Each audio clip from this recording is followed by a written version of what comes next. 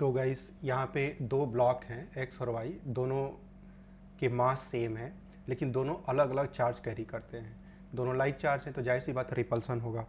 अब इनके बीच में अगर रिपल्सन होता है तो यहाँ पे ये फोर्स जो एक्स वाला है वो इस साइड में लगाएगा वाई पे, और वाई वाला इसको एक्स पे इधर लगाएगा। अब according to Coulomb's law, Coulomb's law Newton third law को फॉलो करता है, तो चार्ज का अमाउंट दोनों पे भले अलग अलग है लेकिन दोनों के बीच में जो रिपल्सिव फोर्स का मैग्नीट्यूड होगा वो बराबर होगा।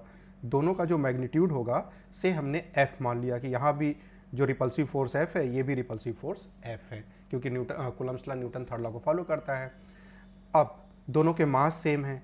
रही बात ये डी डिस्प्लेसमेंट कौन जल्दी कवर करेगा, टाइम की बात है। किसी के लिए टाइम हो सकता है कम लगे, ज़्यादा लगे या बराबर लगे, यही चीज़ एनालाइज करनी है। तो हम लोग यहाँ इक्वेशन ऑफ मोशन लगाएंगे क्योंकि फोर्स कांस्टेंट है, फोर्स नहीं बदलने वाला है ना। तो हम लोग मान लेते हैं कि जो यहाँ पे आपका एक्सेलरेशन हो जाएगा s equals to u t plus half a t square होता है, तो यू तो जीरो है तो एस इक्वस टू क्या हो जाएगा, हाफ ए टी स्क्वायर।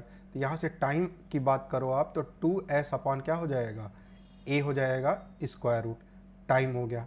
अब देखिए s एक्सेलरेशन कैसे आ जाएगा, एक्सेलरेशन फोर्स अपॉन मास आएगा, तो यहाँ पे हम लोग लिख देते हैं 2s f अपॉन m चला जाएगा ऊपर। अब देखिए s दोनों के लिए डिस्प्लेसमेंट सेम है तो s दोनों के लिए मैटर करता नहीं है, मास सेम है इसका मतलब ये भी मैटर नहीं करता है, दोनों पे सेम फोर्स लगा हुआ है ये भी मैटर नहीं करता। इसका मतलब कि ये तीनों चीज़ें कांस्टेंट हैं, तीनों पैरामीटर कांस्टेंट है फॉर बोथ ब्लॉक एक्स और वाई ब्लॉक के लिए। इसका मतलब टाइम दोनों ब्लॉक के लिए क्या हो जाएगा, सेम हो जाएगा एज पे पहुंचने का। इसका मतलब कौन सा ऑप्शन सही हो गया आपका, the both the block will reach, C option सही हो गया आपका।